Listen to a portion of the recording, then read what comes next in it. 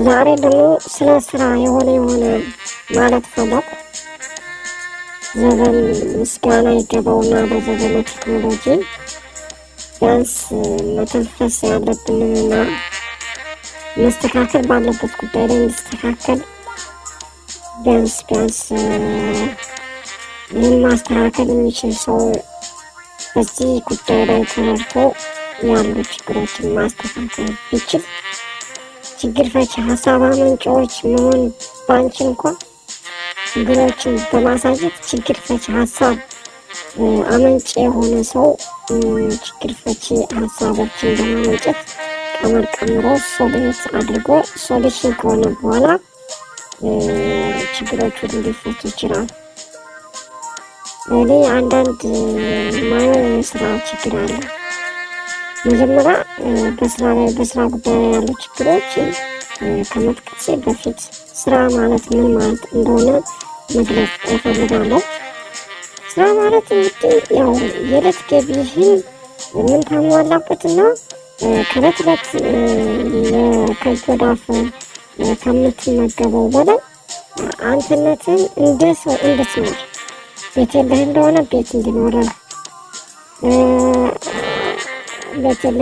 ቤት እንዲኖርህ በቃ ስትኖር የሚያስፈልጉ መሰረታዊ ፍላጎቶች እንዲሟሉልህ የወር ገቢ ሊያስገኝ የሚችል እንቅስቃሴ ስራ ይባላል ባጭሩ። ስራም በብዙ መልኩ መግለጽ ይቻላል።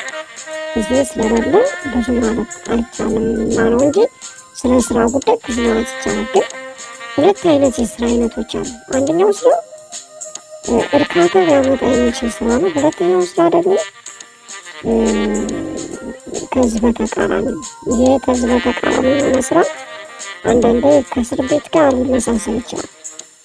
እስር ቤት ማለት ማረሚያ ቤት ማለት ነው። ማረሚያ ቤት ገብተህ ደግሞ የወር ገቢህን ሳይሆን ታሻሽልበት እስከ ዛሬ ጥፋት አጥፍተህ ከሆነ ጥፋትን እንድትማር የምትቆነጠጥበት ወይም ደግሞ አጎንብሰህ የምታሳልፍበት ቦታ ነው። ግን የወር ገቢህን ማሻሽል ቀርቶ የዕለት ጉርሻን ማያሟላ ቁርስ አብልቶ ምሳ የማይደግም ገቢ የሚያስገኝ ስራ ግን ከዚህም በላይ ከማረሚያም በላይ ትልቅ ማረሚያ ነው። የእድሜ ልክ እስር ቤት ማለት ነው። እሱም እንዴት ይገለጻል መሰላችሁ?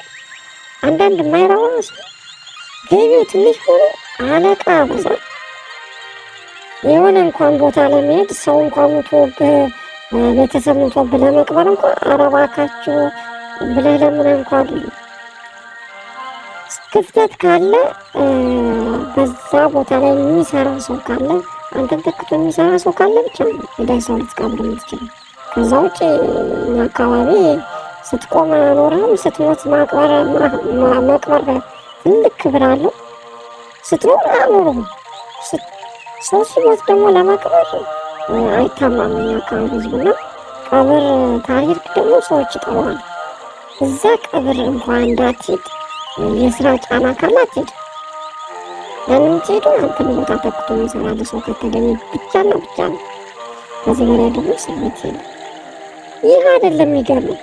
ይህን እንኳን እየሰራ ይህን ሁሉ ተቋቁመ ሰርተ የሚከፈል ክፍያ አይደለም ያንተን ህይወት ሊለውጥ የተሻለ ህይወት ሊያደርግ ከሰዎች እኩል ሊያደርግ ቀርቶ የዕለቱን ጉርሻ ምናምን ሲሆን ደግሞ ከእስር ቤትም ከማረሚያ ቤት በላይ እንድታስቡ ያደርጋል። እንዲህ አይነት ስራ አያደርስባችሁ ነው። የት እንዳለ እንዴት ሆነ ምናምን ይህ ግልጽ አይደረግም። የሚገባ ይገባዋል፣ ማስተካከል ያለበት ያስተካክላል። ይህ ካልሆነ ግን ከባድ። በእርግጥ አንድ የሚያሳዝን ጉዳይ ደግሞ አለ። ለተወሰኑ ሰዎች የወር ገቢ ማነስ የተወሰኑ ሰዎች ተጽዕኖ አለበት። እነዚያ ሰዎች የራሳቸውን ገቢ በማሳደግ የሆኑ ቡድኖች ተጎድተው እንዲኖሩ ያደርጋሉ። ሰዎች ደግሞ በቡድን ተደራጅተው የሚያገኙት ገቢ ሊኖር ይችላል። ያ ደግሞ የተወሰኑ ቡድን የሌላቸውን ይጎዳል። ለዕለት እንኳ ቀምሶ ማደር እንዲከብዳቸው ያደርጋል። ይህ ትልቅ ችግር ስለሆነ ባካችሁ ይህን ችግር የምትፈቱ ሰዎች ፍቱላለሁ። በጣም እየተቸገርን ነው። እኔ በበኩሌ በጣም ትልቁ ችግር እየደረሰብኝ ይገኛል። አሁን ይችን የለፈልበስኳትን ቆታቸዋል ይቺ በስንት መከራ ተቆጥባ የተገዛቻችት ናት። ነገር ግን እንደዚህ የሆንኩ እስከ መቼ ነው? የሰው ልጅ ይሰራል። የሚሰራው ለተስፋ ነው። የሚሰራው ለመኖር ነው። የሚሰራው ተለውጦ ህይወቱን ለማሻሻል ነው። በስራው ላይ ግን የተለያየ በደልና በሙያው ላይ ማንቋሸሽ፣ ሙያውን መዘለፍ እና ሙያውን ትንሽ አድርጎ ማየት፣ በዛ ሙያ ላይ አለቃ ማብዛት፣ ያንን ሙያ የያዘ ሰው መበደል፣ ይህ ትልቅ የሆነ ከፈጣሪያችን ጋር ሊያጣላችሁ የሚችል ስለሆነ ይህን የምታደርጉ ሰዎች ከዚህ አይነት ባህሪያችሁ ብታስተካክሉ። ይህ ካልሆነ ግን እናንተ ባትጎዱ ተጎዳን ስለሆነ እኛም በእናንተ ሰዎች ሲሆን ብታስቡ ድንግት ይላችኋል እላለሁ። እኔ ስማር ብዙ ጉዳዮችን ችዬ ተምሬያለሁ። ብዙ ማለት ብዙ ወደዛ የሚያደርገኝ ነበር። ያንን ታገኝ ቢያንስ ቢኤስሲ ነርስ የሚባል ሙያ በትግል በመከራ ሙያውን ሰቅሴስ ሆኜ ነበር፣ ወይም ደግሞ በሙያ ተመርቄበታለሁ። ብቁ ነኝ ብዬ እኔነትን መግለጻችን ብቁ ለመሆኔ ደግሞ ስራዬን መስክር ላለመሆኑ እዛው ላይ ይመሰክራል። በስራዬ ነው የምለካው እንጂ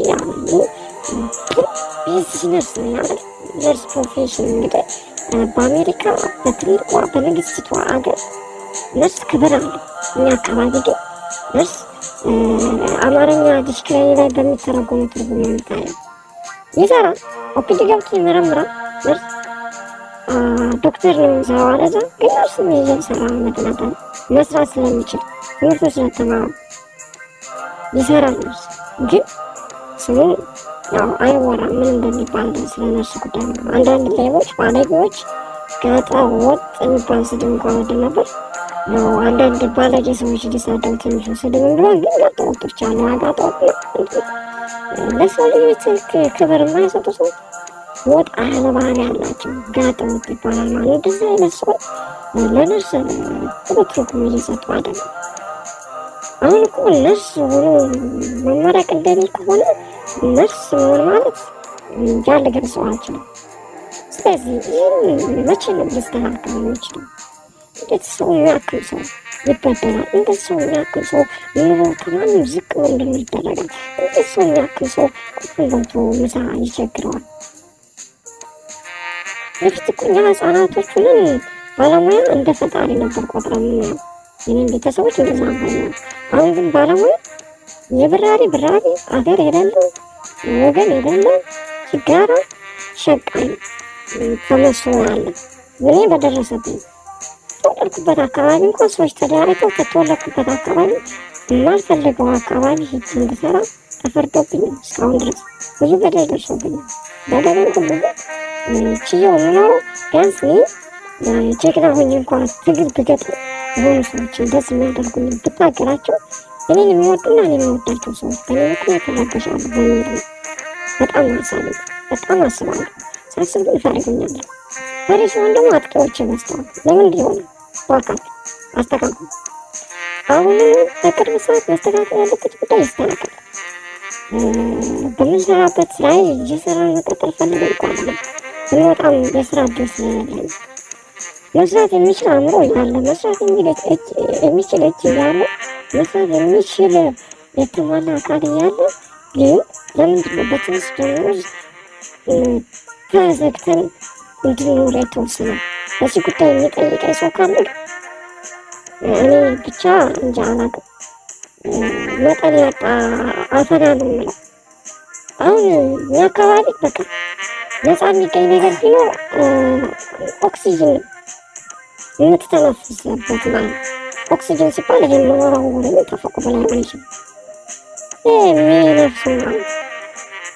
የሆነ ሰዓት ሲቪል ሰርቪስ እጅ መረጃዬን አልፈው ቆጥረውብኛል የሆኑ ሰዎች እዛ ውስጥ ማለት ነው። እኔ ሰጥቻለሁ ኮፒውን ሙያ ፍቃድ አውጥተዋል። የጣለው ሰው ግን አልታወቀም። ግን አለቅዬ ተብዬ ወንበር ላይ ቁጭ ብሎ ምን ታመጣለህ ያለ እንደዚህ እየተባለ ነው እንጂ በሙያችን ሞራል የሞራሉን ጉዳይ ተውት። የሆነ ጉዳይ ግን ሆድ ይቆርጣል።